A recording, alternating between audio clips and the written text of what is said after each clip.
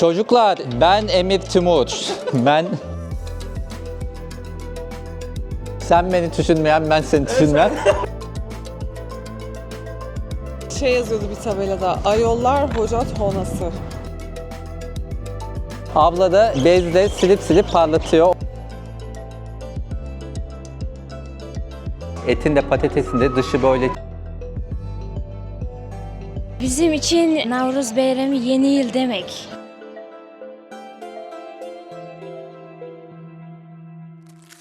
Arkadaşlar, rahmetli İlber Ortaylı Hoca'nın dünyada görülmesi gereken 5 şehirden biri olarak saydığı Orta Asya'nın kadim şehri Semerkant'tan herkese selamlar. Buraya Gülce ile birlikte geldim. Selamlar. Uzun zamandır videolarını da görmemişsiniz. Belki özlemişsinizdir. Gülce, şehirden ilk izlenimlerin neler? Şehir bana çok estetik geldi gözüme. Zaten tarihi yapılar ayrı ama şehir planlaması da çok güzel. Çarpık kentleşme yok. Ve ağaçlar değil mi ya? Kuş sesleri, şu an ağaçlarda yapraklar yok ama bu hali bile çok estetik duruyor. Kesinlikle ve enerjisi çok güzel. Arkadaşlar, bu şehrin hemen gezmeye başlayalım.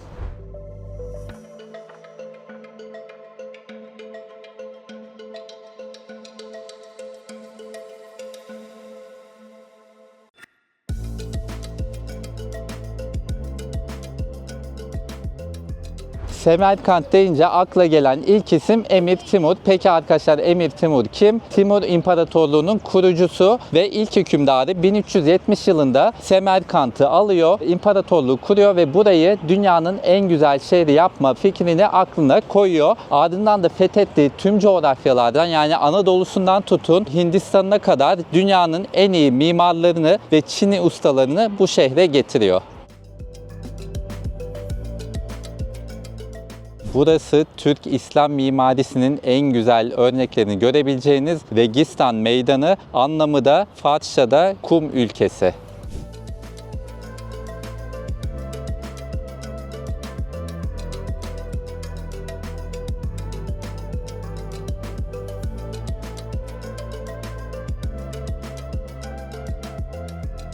Bu meydana ve medreselere giriş ücretli ve kişi başı 100.000 som, yani 360 TL civarı ediyor. Bunu anlatacağım ama gerçekten nefes kesici değil mi ya? Şuraların güzelliği. Yani insan bakmaya doyamıyor.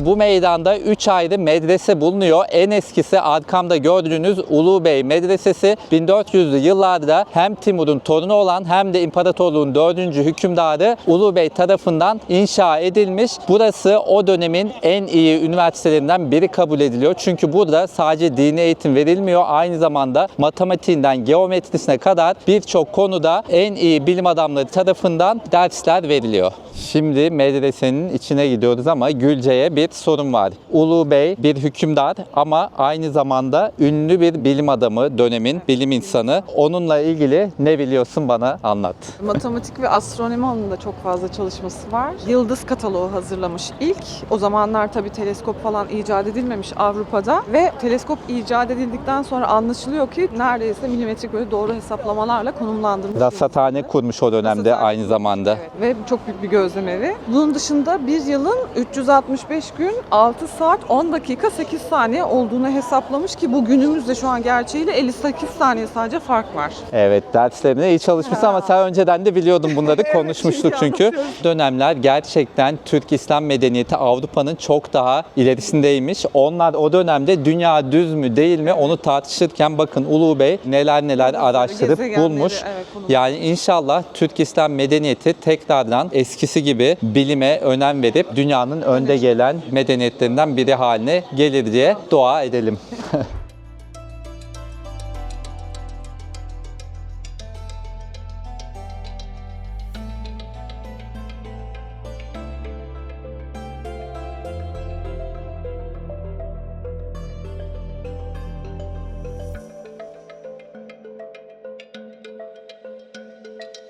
Arkadaşlar desenler gerçekten inanılmaz güzel. Eskiden bu alt katlar öğretmenlerin odasıymış. Üst katlarda da derslikler varmış. Şu anda buralar tabii ki hediyelik eşya dükkanları. Selamünaleyküm. Selamünaleyküm abi. Nasılsın? Kandaşsın.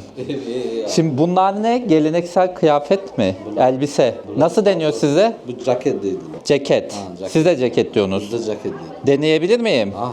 Bir deneyeyim bakayım bana yakışacak mı? Ama o renk güzel mi ya? Bakalım. Bunun adı ne? Ceket. Ceket. Geleneksel adı yok mu? Nasıl? Yakıştı mı? Sultan Süleyman. Aa, Sultan Süleyman Mezit. Sizin bir de şapka var. Ondan da takayım. Şu mavisi de aslında şu mu daha güzel? Bunu deneyeyim ben bir de. Şimdi bu rengini de deneyeceğim. Tam Özbek oluyorum şimdi. Mama. Ha, nasıl yakıştı mı? Emir Timur'a benzedin mi? Ben Emir Timur'um. Anlıyorum. Bunun adı ne? Döppü dedi, döppü. Döpü. Çocuklara sesleneyim. Onlar Özbek mi acaba? Çocuklar, ben Emir Timur. Bak bunu buradan alın. Harbiden yakışmış ama ha.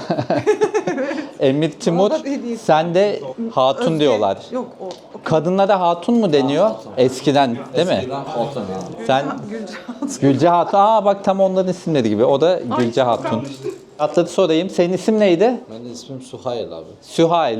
Bunlar kaç para mesela bu ceket? Bu 550 gün som. 550 bin som. Özbek paralı 550. Şapka? Şapka 150 gün som. 150 bin. Peki Türkler geldiğinde kaça verirsin? 500 bin som bu. Hayır daha indir ama. Ha, 125 Türklere. bin som. 125 bin bu da 450 bin 500 olsun. bin, 500 bin. 450 bine yap. Gelecekler. Tamam. En köşedeki dükkan gelirseniz Sağ o ol. paraları verecek. Ben beğendim ama işime yaramayacağı için almıyorum. Hediyelik almak isteyenler için fiyatlar böyle. Rahmat. Sağ ol. Görüşürüz.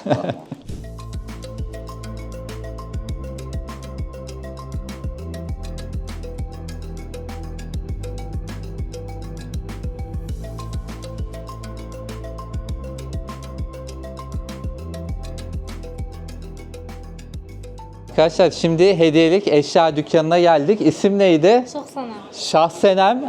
Türkiye'de 90'larda ünlü bir şarkıcı Şahsenem. Özbek kendisi. Bilmiyorsun. Bilmiyorum. Şöyle şarkısı vardı. Gözyaşlarım anlatır.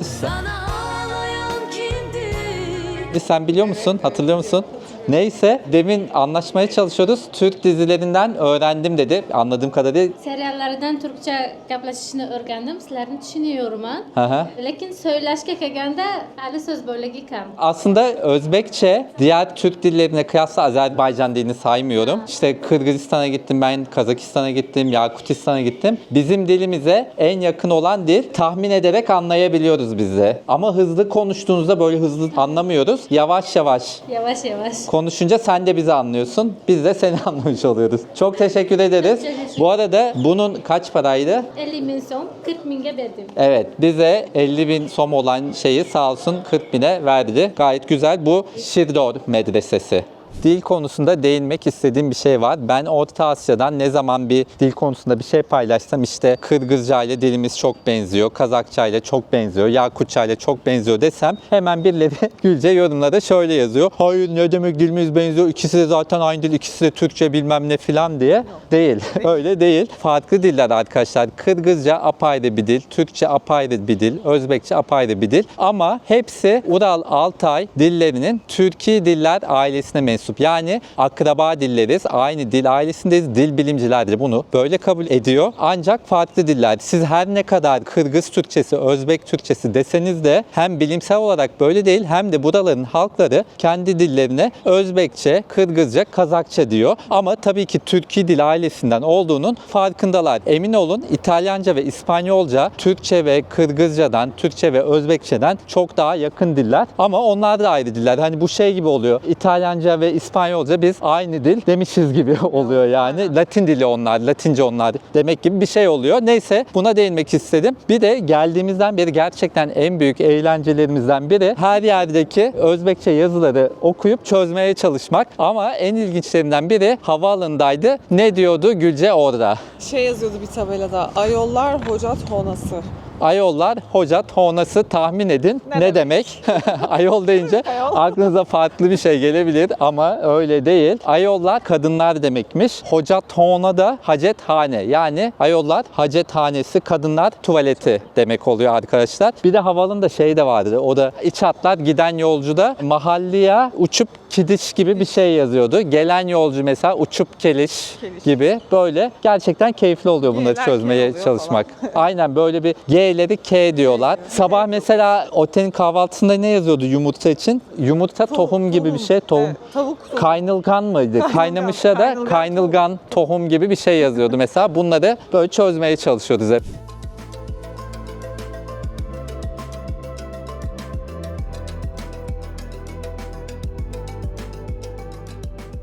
Registan Meydanı'ndaki diğer iki medreseden de ben bahsetmek istiyorum. Her ikisi de Buhara Hanlığı döneminde yapılmış. Yaklaşık olarak Ulubey Medresesi'nden 200 yıl sonra, yani 1600'lü yıllara denk geliyor. Her ikisinde de Timur'un ve Ulubey'in mimari mirası devam ettirilmiş. Arkamda gördüğünüz Tillakari Medresesi bizim en çok dikkatimizi çeken turkuaz kubbeleri oldu. Çok şık ve çok güzel gösteriyor. Şu an arkamda gördüğünüzde Şırdor Medresesi. Bunun da bir özelliği var ki üzerinde ceylan kovalayan aslan motifleri var. O dönemde ilk defa İslam tarihinde canlı hayvan figürleri kullanılmış bir binada. Bu özelliğiyle de dikkat çekiyor.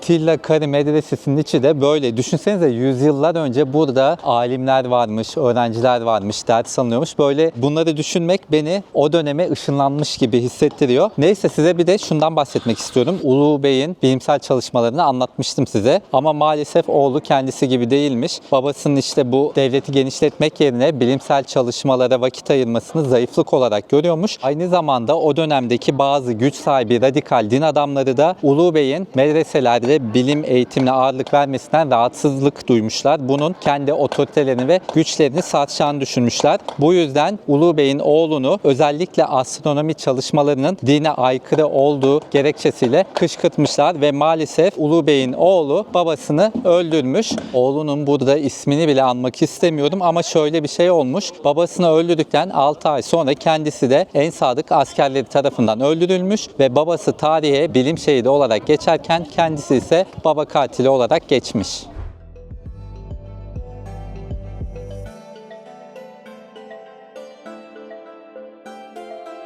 Gülce, burada Timur'un bir sözü yazıyor. Bize bunu okuyabilir misin? Agar bizning kudratımızga şüpha gilsangiz kurgan imoratlarımızga boging. Sence ne demek? Bizning, bizim demek miydi bizning? Agar, eğer bizim kudratımızga güç kudret anlamında, şüphe galiba o. Şüphe ederseniz bir şeylerimize bakın. İnşa ettiğimiz binalarımıza bakın. Bakın. Yani Timur demiş ki eğer bizim kudretimizden şüphe duyarsanız inşa ettiğimiz binalara bakın demiş. Çok da doğru söylemiş, Evet, değil mi? heybetli. Çünkü Değil mi? gerçekten böyle insanı böyle hayran Evet, baktıran evet. bir mimarinin başlamasını sağlamış. Sağlamışlar.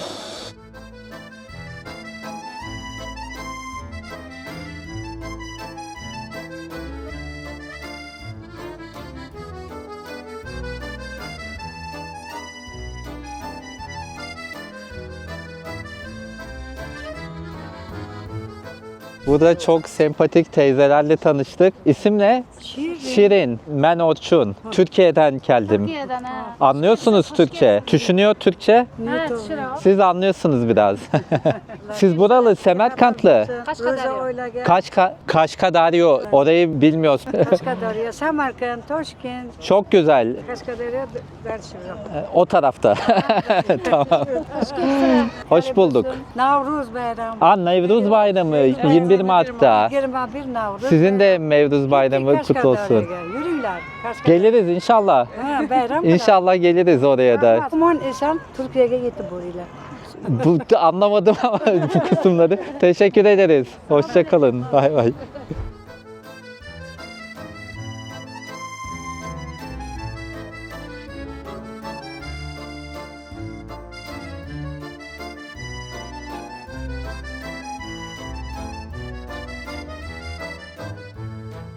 Arkadaşlar Registan Meydanı'nın hemen ilerisinde bir de böyle bir meydan var. Burada da İslam Kerimov'un kocaman bir anıtı var. İslam Kerimov kimdir? Özbekistan'ın ilk cumhurbaşkanı. 1991'de Özbekistan bağımsızlığını ilan ediyor Sovyetler Birliği'nden ve o günden itibaren İslam Kerimov ülkeyi yönetmeye başlıyor ta ki 2016'daki ölümüne kadar.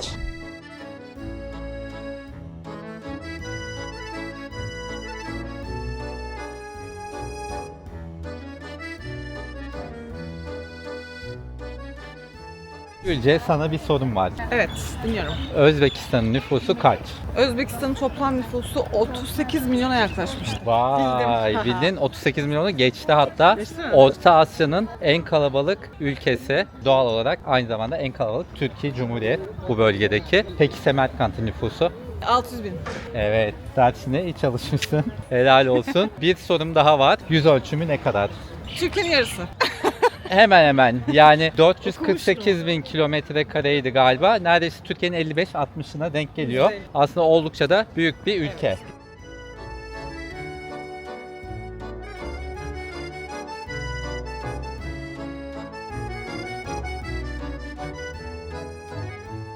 Şimdi bir coğrafi bilgimiz daha var. Dünyada yaklaşık 40-45 ülkenin denize sınırı yok. Ama 2 ülke daha var ki bunların komşularının da sınırı yok. Bu ülkelerden biri komşuları İsviçre ve Avusturya olan Liechtenstein. Diğeri ise komşuları Kazakistan, Kırgızistan, Tacikistan, Afganistan ve Türkmenistan olan Özbekistan. Yani Özbekistan'dan komşu ülkeye gittiğinizde yine denize ulaşamıyorsunuz.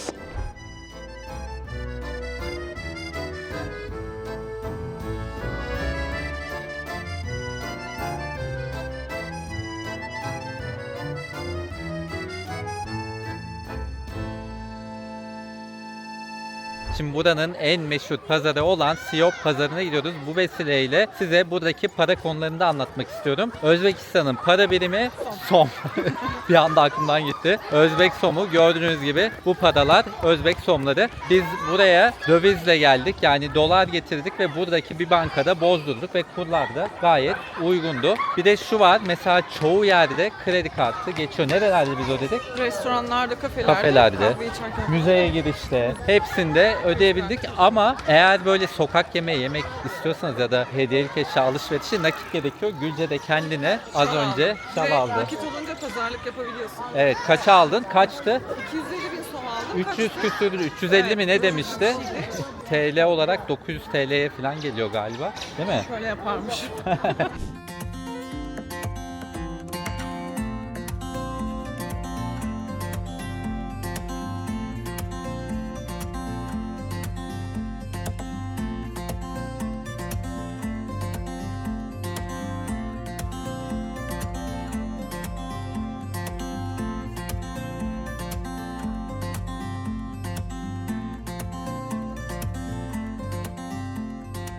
Bu arkadaş nar suyu ikram etti.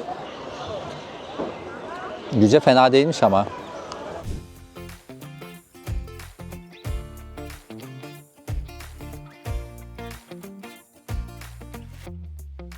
Türkiye'ye selamlar. Salon bu ne? Nişallo. Ne o? Yumurtanın akı Yumurta akı. Yumurtanın akını karıştırıyorsunuz. Neyle yeniyor? tatlıdır. Ha, bu tatlı bir şey. Tadına bakalım o zaman. Bir oy satıldı bu. Röze vaktiga, röze Ramazan vaktiga. Ramazan'da tatlı olarak yeniyor. Bir oy böyle falan tamam. Bir ay boyunca bunu mu yiyorsunuz? İftardan sonra. Ha, iftar. İftarda mı? Ha, biz tulumba yiyoruz ya iftarda. Onlar da adı ne? Nişallo. 5000 mi bu? Ben bir tane alıp tadına bakayım. Kaşık var mı? Parasını vereceğim. Bir bakayım, tadını merak ettim. Nişallo, bakalım nasılmış. Yumurta akı başka, şeker mi? Yumurta şeker. Allah Allah. Çok tatlı ama çok tatlı, çok şeker. Bana göre değil ama seven seviyordur belki.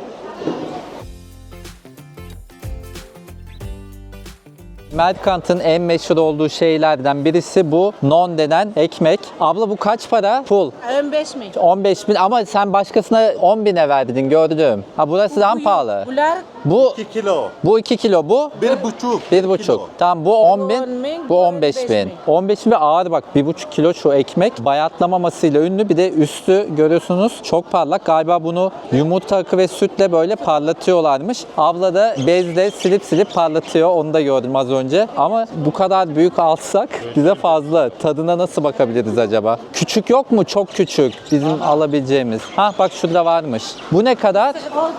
6 bin. Ama bu soğuk. Ha bak bu sıcak. Bunu alalım o zaman. Bunu alıp tadına bakalım. 6. 5 mi ne? Aa sağ ol. 5 bine verdi abi. Tadını da merak ediyorum. Bakalım nasıl. Bu sıcaktı. Oo, koparması da zor. Bayağı yoğun bir ekmek. Çok yoğun. Ama güzel, lezzetli bir ekmek. Bizim ekmeklerden daha farklı. Sen de bak tadına. Geldikçe yiyesim geliyor. Neyse ekmeğimiz oldu. Veririz birine.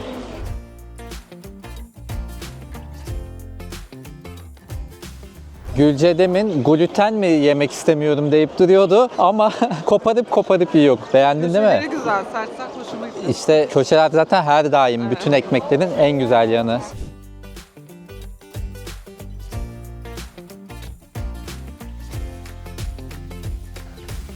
Özbekistan'da kurut diye böyle süzme yoğurtu kurutuyorlar. Kurut da oradan geliyor herhalde. Kurutuyorlarmış ve günlük yiyecek mi bu? Ne? Yiyecek. Herkes yiyor böyle. Ha, yiyecek. Peynir gibi olmuş bu zaten. Peynirdeki. Peynir gibi. Siz peynire ne diyorsunuz? Peynirdeki mi? Siz de peynir diyorsunuz. Var peynir. Sigir. Sigir. Sigir değil. Ha sığır o, sığır. Bu sığırdan mı? Ha, sigir. Sığırdan.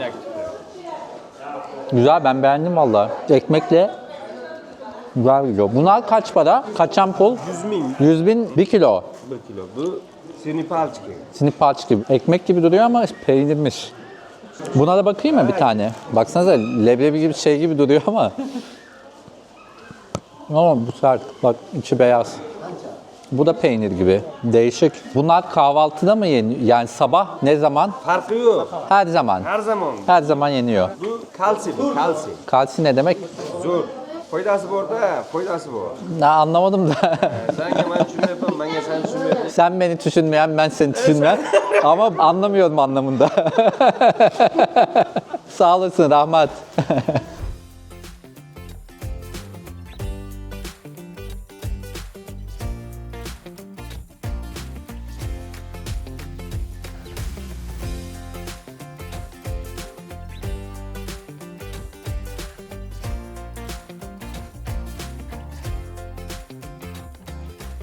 Arkadaşlar şu kuş seslerinin güzelliğine bakar mısınız? Yani inanılmaz huzur vermiyor mu ya? Çok güzel. Registan Meydanı'nın yanındaki parktayız yine.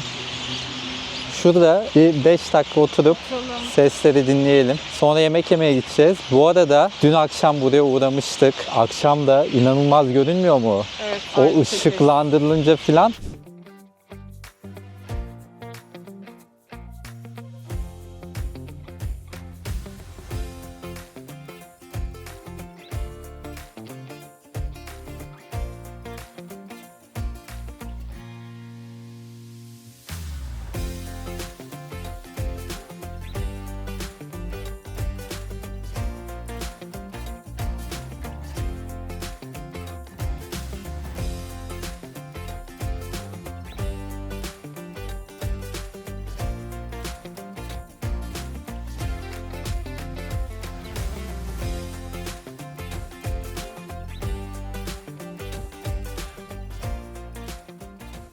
Akşam yemeği için çok popüler bir restorana geldik. Mantı söyledik. Bu kızarmış olan mantı. İçinde et, köfte gibi konulmuş. Çok beğendim bunda. Böyle yoğurda bandırıp öyle yiyorsunuz.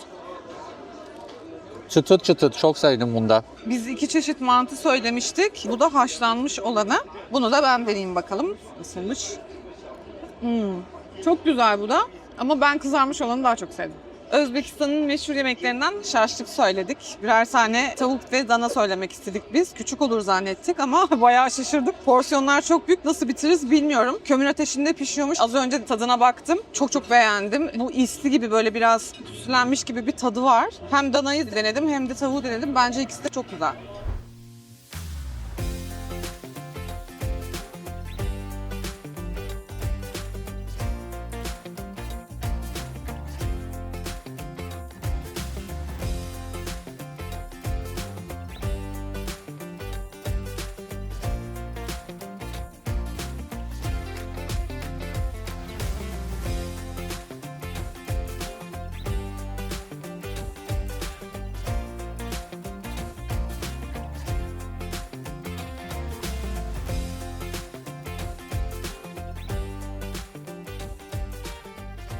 Arkadaşlar günaydın. Bu şehrin gerçekten her yeri çok güzel. Sadece tarihi kısımlar değil. Bakar mısınız? Böyle geniş, kocaman kaldırım, kocaman ağaçlar, binalar çok güzel. Bu arada bu da bizim otelimiz. Eskiden bir fabrika binasıymış. Şimdi otel olmuş. Ama şehirdeki bütün binalar gerçekten çok güzel ve çok da ucuz konaklama. Otelin geceliği $55. Bu 2 kişi fiyatı, yani kişi başı $27,5 gelmiş oluyor. Kocaman geniş bir odası var. Üstelik kahvaltı da dahil.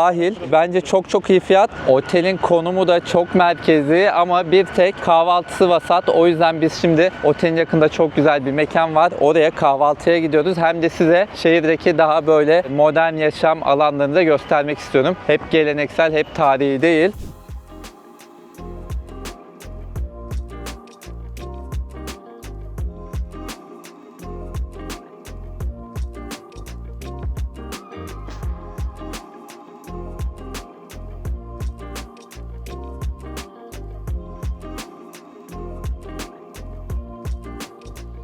Arkadaşlar mekan gerçekten çok güzel ve şık ama şehrin geneline göre daha pahalı. Ben çırpılmış yumurta söyledim. Yanında domates ve parmesan peyniri var. Bunun ücreti 120 som. Kahvem ise 35 som. Kahve gerçi birçok yerde hemen hemen aynı. Genelde 25-35 som arası fiyatlar. Bu arada hem geldiğimiz tüm mekanların isimlerini hem de kaldığımız otelin linkini, birçok bilgiyi video altındaki açıklamalara yazıyorum. Oradan bakmayı unutmayın.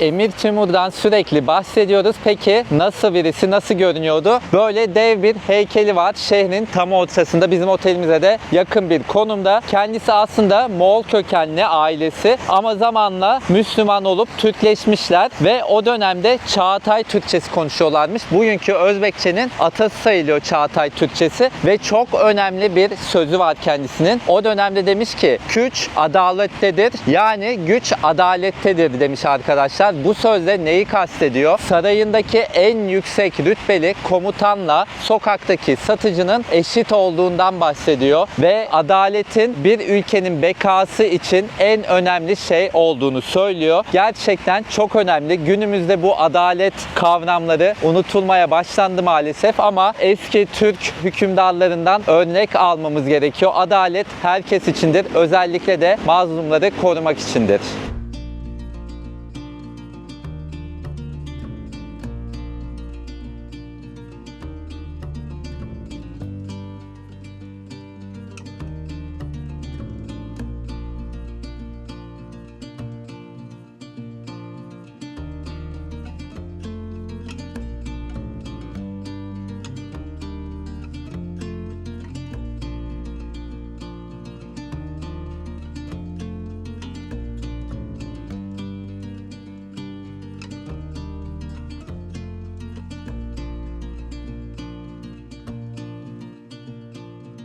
Az önce gezdiğimiz bu arkamda gördüğünüz yapının ismi Guri Emir. Farsça'da hükümdarın mezarı demek. Tahmin edebileceğiniz üzere burası Timur'un anıt mezarı. Sadece kendisinin değil, aynı zamanda diğer aile bireylerinin de mezarları burada. Gerçekten inanılmaz etkileyici detaylar var. O kubbesi vesaire, bayıldım.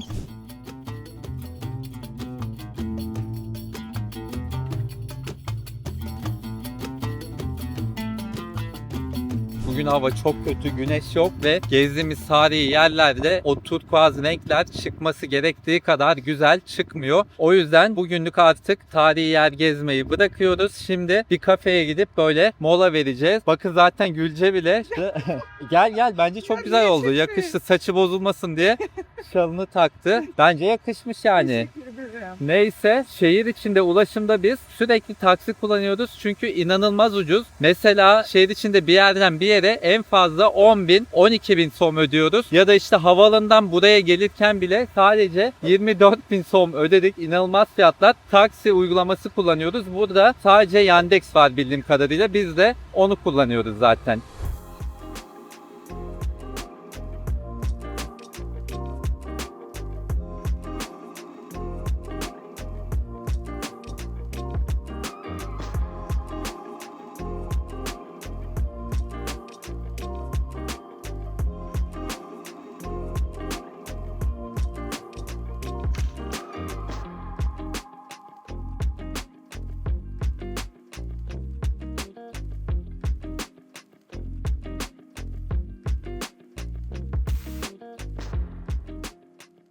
Çok şık bir kafeye geldik. Zaten benim seyahatlerde en sevdiğim şeylerden birisi böyle. Gidelim kafelerde mola verelim. Eğer bir manzarası varsa dışarıyı izleyelim. Sohbet muhabbet edelim. Neyse bir americano söyledim. Büyük americano 25 som. Yanına da olmalı strudel yani elmalı turta söyledim. Onun fiyatı da 26 som. Fiyatlar da bence oldukça uygun. Zaten sadece içerisi değil binanın dışı da çok hoş bir tasarıma sahip.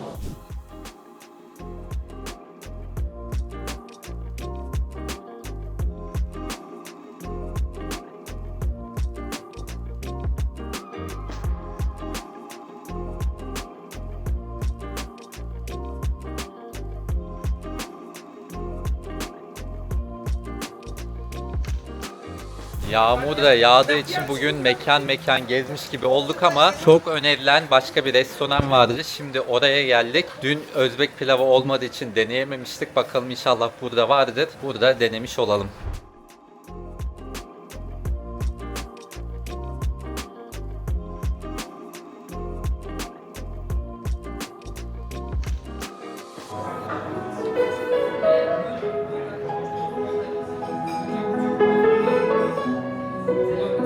Ben bu restoranı daha çok beğendim dünküne göre. Dünkü çok böyle şaşalı gelmişti bana. Burası ambiyansı çok güzel. Piyano çalan bir bey var. Taş ve böyle ahşap karışımı bir dekoru var. Daha tarz bir yer. Ben buranın sadece ortamını değil, yemeklerini de daha çok beğendim ama belki yediğimiz yemeklerle ilgilidir. Burada da yokmuş Özbek pilavı. Onun yerine kazan kebabı söyledik. Bir diğer milli Özbek yemeği. Kazanda pişirilen et ve patates var. Etin de patatesin de dışı böyle çıtır çıtır, içleri yumuşacık. Gerçekten çok iyi. Bir de mastava denilen bir çorbalarından söyledik. Bu çorbanın içinde de küçük et parçaları var ve pirinç var, domates var, havuç var. O da çok lezzetli.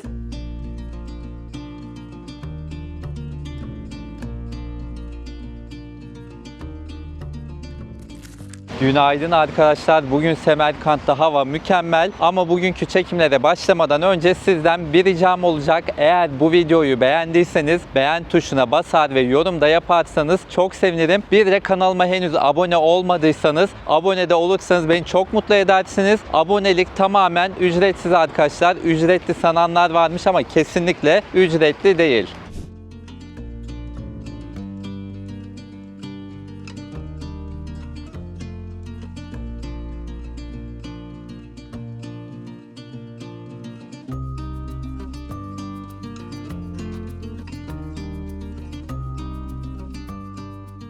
Bu arada Semerkant videosuna bir günlük ara vermiştik. Çünkü dün hava Semerkant'ta kötüydü. Biz de sabah erkenden trene atladık ve Buhara'ya gittik. Gece de döndük. Çok iyi değil miydi ama? Harika bir ambiyansı var, mistik. Değil mi? Böyle bir hissiyatı çok güzel, mimari aşırı güzel. Bu videodan bir hafta sonra Buhara videosu da gelecek ama size şimdilik buraya böyle görüntüler de koymuş olalım. Video yayına girdiğinde Buhara videosunu da izlemeyi unutmayın.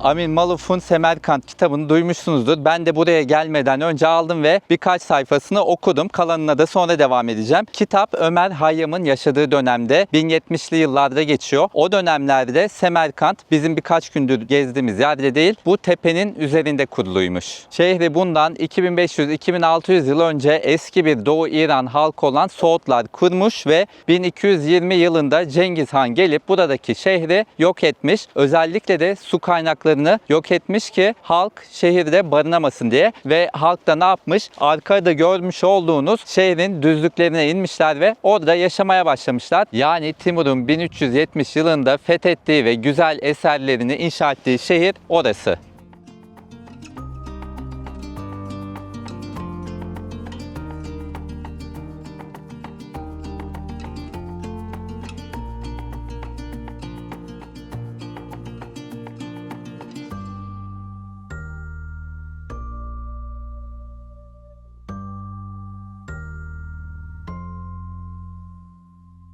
Afrosiyab Tepesi'nin hemen yakınlarındaki bu caminin ismi Hazreti Hızır Camii. 712 yılında Müslümanlar burayı fethettiği zaman, yani Semerkant'ı ilk kurdukları cami tam olarak bu noktadaymış. Ama Cengiz Han 1220'de geldiğinde bu camiyi de maalesef yıkmış. Bu gördüğümüz yapı ise 1800'lü yıllarda Buhara Hanlığı döneminde yapılmış. Zaten şu ahşap sütunlar onların mimari özelliği. Bakar mısınız? Çok güzel. Buhara'daki camiler de hep bu şekilde böyle ahşap sütunlara sahip. Bir de dikkat çekici bir diğer yönü Buhara dönemi camilerinin tavanlardaki işlemeler. Hemen onu da gösteriyorum.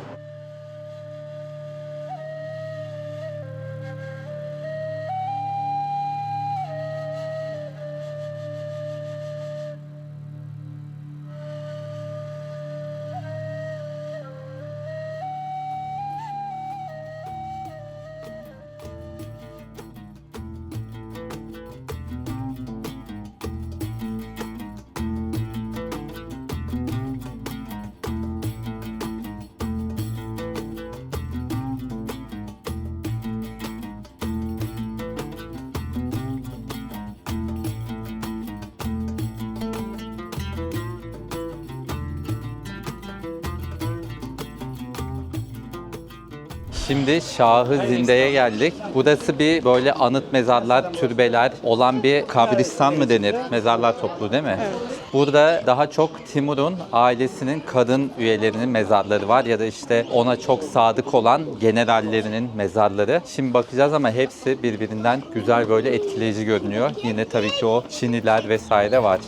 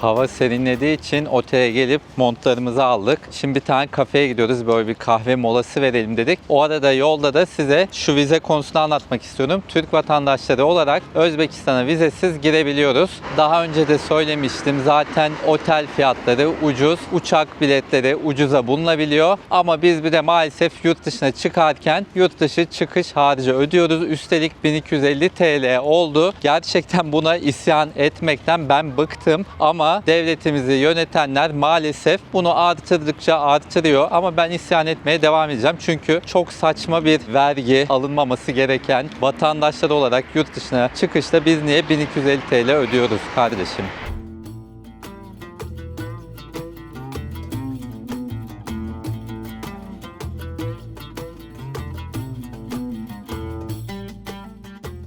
Bu arada bakın, Semerkant'la ilgili dikkatimi en çok çeken şeylerden birisi şehrin her bir köşesinde kocaman parklar olması. Gerçekten şehircilik burada çok çok iyi. Bakar mısınız, böyle yolda yürüyoruz, kuş sesleri geliyor, huzurlu bir ortam. Yani insanlar gelmiş burada vakit geçiriyor. Şimdi yolda parkta yürürken böyle hazırlıklar gördük. Biz de merak edip sorduk ne diye. Tekrar sizin için sorayım. Bunlar ne için hazırlık? Yarın Nevruz Bayramı bizde. Onun için, Nevruz için. Nevruz için. için. Evet. Nevruz'da neler yapıyorsunuz? Nevruz Bahar Bayramı. Evet, Değil mi? Nevruz'da, İsmin ne bu arada, sormayı unuttum. Ruhşane. İsmim Ruhşane. Evet. Benim de Orçun. Aa. Türkçeyi nereden biliyorsun? Çok iyi konuşuyorsun. Ben dizileri, filmler izlerim. Türk dizilerinden. Ondan. Evet. Ha, çok iyi konuşuyorsun ama. Teşekkür Mesela ederim. bu çadır Özbek çadırı mı? Ne diyorduk biz? Ota. Ota Özbek değil. ota. Evet. Geleneksel anneanne sizde. Ana. Anneanne. Anneanne. Bizde de anneanne deniyor. Ha. Bir şey daha soracağım. Sizin için önemli bayram değil mi Nevruz? Evet. En çok kutladığınız bayram mı? Evet, öyle. Neden peki önemli? Bizim için Navruz Bayramı yeni yıl demek.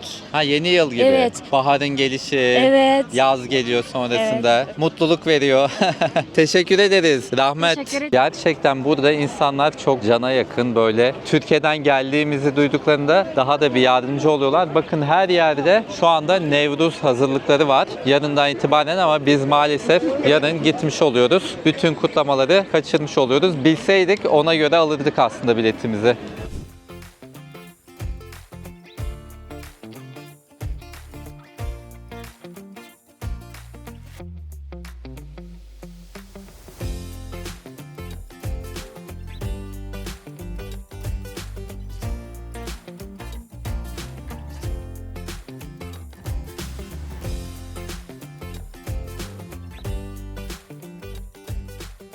Şu anda yanımda Semerkant'ın en güzel ve en görkemli yapılarından birisi var. Gerçekten çok güzel, göstereceğim. Buranın inşa emrini Timur 1399 yılında vermiş ve dünyanın en büyük camisi olmasını istemiş. İsmi Bibi Hanım Camii. Kapı yüksekliği 38 metre, kubbe yüksekliği ise 40 metre ve yapımı tam 5 yıl sürmüş. Bibi Hanım ise kendisinin eşi Saray Mülk Hanım ama halk arasında ona Bibi Hanım da deniyormuş.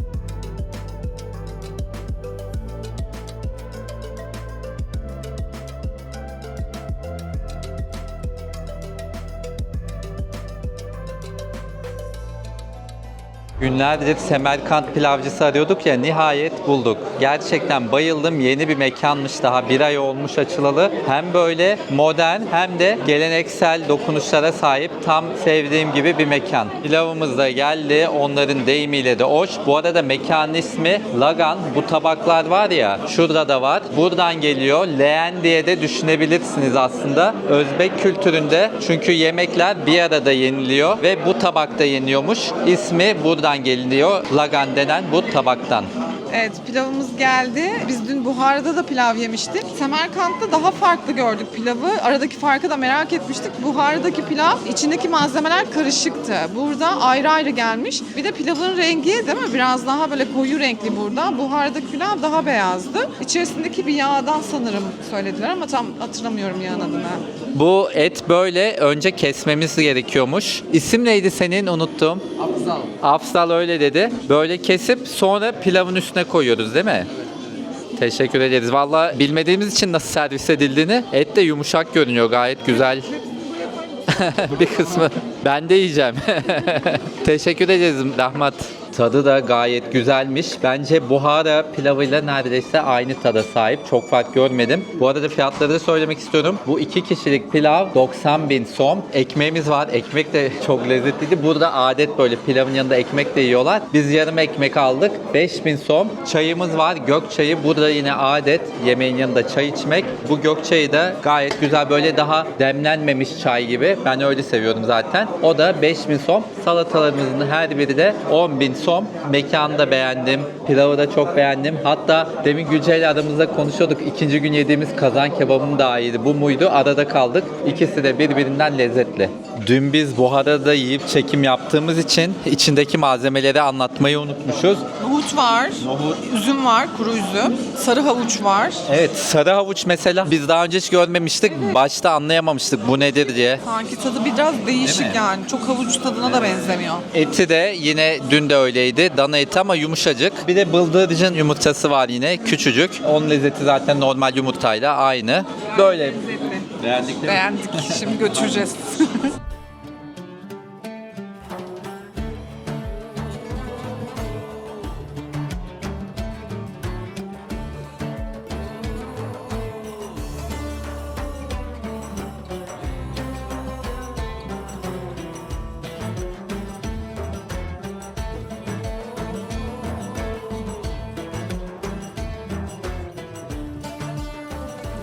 Semerkant seyahatimizin maalesef sonuna geldik ve videoyu da bence Semerkant'taki en etkileyici yer olan Registan Meydanı'nda kapatmak istedim. Bakar mısınız? Yani insan bakmaya doyamıyor ama sadece o değil arkadaşlar. Buranın böyle bir bence manevi bir enerjisi de var. İnsana gerçekten çok iyi hissettiriyor. Biz şimdi zaten videoyu kapattıktan sonra burada bir yarım saat oturacağız. Burayı izleyeceğiz. Telefonları elimize almadan burada düşüncelere dalacağız. Videoma yorumlarınızı da bekliyorum. Her birinizin yorumunu tek tek okuyorum. Olumlu ya da olumsuz geri bildirimleriniz benim için çok önemli. Teşekkür ediyorum. Başka bir videoda görüşmek üzere.